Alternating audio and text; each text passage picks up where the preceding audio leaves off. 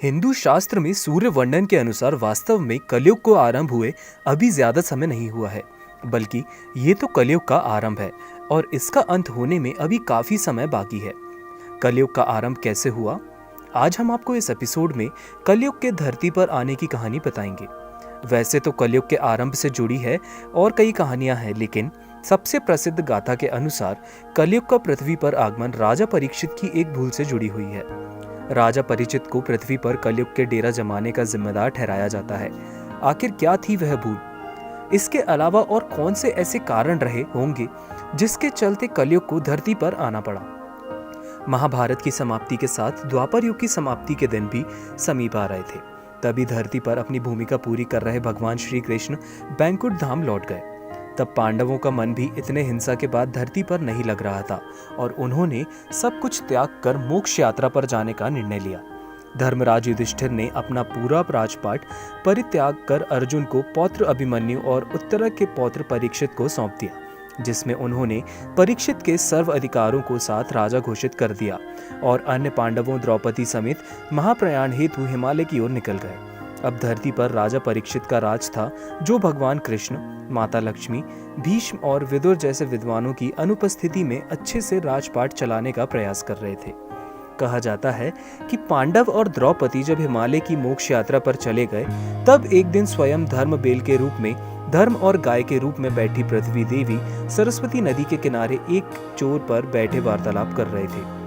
गाय के रूप में बैठी पृथ्वी के नयन आंसुओं से भरे हुए थे। उनकी आंखों से लगातार अश्रु बहे जा रहे थे। पृथ्वी को देखी धर्म रूप बैली ने उसे उनकी परेशानी का कारण पूछा। धर्म ने कहा, देवी, कहीं तुम ये देखकर तो नहीं घबरा गई कि मेरा बस एक ही पैर है, या फिर तुम इस बात से दुखी हो कि अब तुम्हारे ऊपर बुरी ताकतों का शासन होगा? इस सवाल का जवाब देते हुए पृथ्वी देवी बोली, हे धर्म, तुम तो सब कुछ जानते हो, इसमें मुझसे मेरे दुखों का कारण पूछने से क्या लाभ?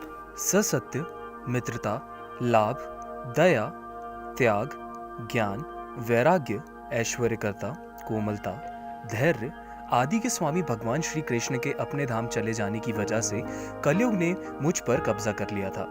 श्री कृष्ण के चरण कमल मुझ पर पड़ते थे, जिसकी वजह से मैं खुद को सौभाग्यशाली मानती थी, परंतु अब ऐसा नहीं है। अब मेरा सौभाग्य समाप्त हो चुका है। धर्म और पृथ्वी आपस में बातें कर रहे थे। इतने में असुर रूपी कलयुग वहां आ पहुंचा और धर्म पृथ्वी रूपी गाय और बैल को मारने लगा।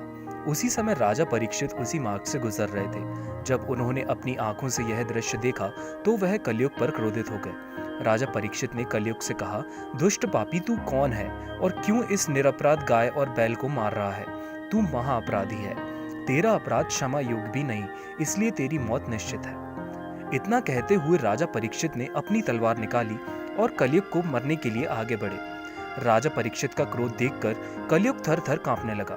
भयभीत कलयुग अपनी राजवीती वेशभूषा को उतारकर राजा परीक्षित के चरणों में गिर गया और क्षमा याचना करने लगा। राजा परीक्षित ने भी अपने चरण में आए कलयुग को अपने जीवन की भीख मांगता देख उसे मारना उचित नहीं समझा और उसे चेतावनी देते हुए कहा कि कलयुग, तू मेरी शरण में आ गया है, इसलिए मैं तुझे जीवन दान दे रहा हूँ, किंतु अधर्म, पाप, चोरी, दरिद्र, कपट और आदि अनेक द्रावों को अमूल कारण केवल तू ही है। तू मेरे राज्य से अभी निकल जा और फिर कभी लौटकर नहीं आना। कलयुग ने राजा परीक्षित की बात सुनकर बड़ी ही चतुराई से कहा कि पूरी पृथ्वी पर आपका निवास है। पृथ्वी पर ऐसा कोई स्थान नहीं है जहां आप राज नहीं हो। इसे मैं मुझ जैसे तुच्छ को पृथ्वी पर रहने के लिए आप स्थान प्रदान कीजिए। कलयुग को यह कहने पर राजा परीक्षित ने काफी सोच विचार कर कहा, असत्य, काम और क्रूर का निवास जहां भी होता है, उन स्थानों पर तुम रह सकते हो। इस पर कलयुग बोला, हे राजन, ये स्थान मेरे रहने के लिए अपर्याप्त है, मुझे अन्य जगह भी प्रदान कीजिए। कलयुग की ये मांग सुन राजा परीक्षित ने विचार कर कलयुग को रहने के लिए स्वर्ण के रूप में रहने के लिए अगला स्थान प्रदान किया। कलयुग ने स्थान मिल जाने पर प्रत्यक्ष रूप में तो वहां से चला गया, किंतु कुछ दूर जाने के बाद अदृश्य रूप में वापस आकर राजा परीक्षित को स्वर्ण मुकुट में वास करने लगा और फिर इसी तरह से कलयुग का आगमन धरती पर हुआ। मार्कंडे पुराण में वर्णन मिलता है कि कलयुग के शासक मनचाहे ढंग से जनता पर राज करेंगे, मनचाहे ढंग से उनसे लगान वसूल करेंगे। शासक अपने राज्य में धर्म की जगह डर और भय का प्रचार करेंगे। वहीं बड़ी संख्या में पलायन शुरू हो जाएगा। लोग सस्ती चीजों की तलाश में घरों को छोड़कर जाने के लिए मजबूर हो जाएंगे। धर्म को नजरअंदाज किया जाएगा और लालच, झूठ और कपट सब दिमाग में ऊपरी हावी रहेगा। लोग बिना किसी पश्चात के हथियार बनकर लोग हत्या भी करेंगे। संभोग ही जिंदगी की सबसे बड़ी जरूरत बन जाएगी। लोग बहुत जल्दी कस्में खाएंगे और उसे तोड़ भी देंगे। लोग मदिरा और अन्य नशीली चीजों की चपेट में आ जाएंगे। गुरुओं का सम्मान करने की परंपरा भी समाप्त हो जाएगी। ब्राह्मण ज्ञानी नहीं रहेंगे। शत्रुओं का साहस खत्म हो जाएगा और वैश्य अपने व्यापार में ईमानदार नहीं रहेगा। ज्योतिषों ने माना है कि कलयुग एवं कल्प के प्रारंभ में सभी ग्रह सूर्य एवं चंद्र को मिलाकर चैत और शुक्ल प्रतिपदा को रविवार को सूर्यदेव के समय एक साथ एकत्रित थे। अधिकतर विद्वानों के अनुसार कलयुग का प्रारंभ 3102 ईसा पूर्व हुआ था। इस मुताबिक कलयुग का काल 4,30,000 साल लंबा चलेगा। अभी कलयुग का प्रथम चरण ही चल रहा है।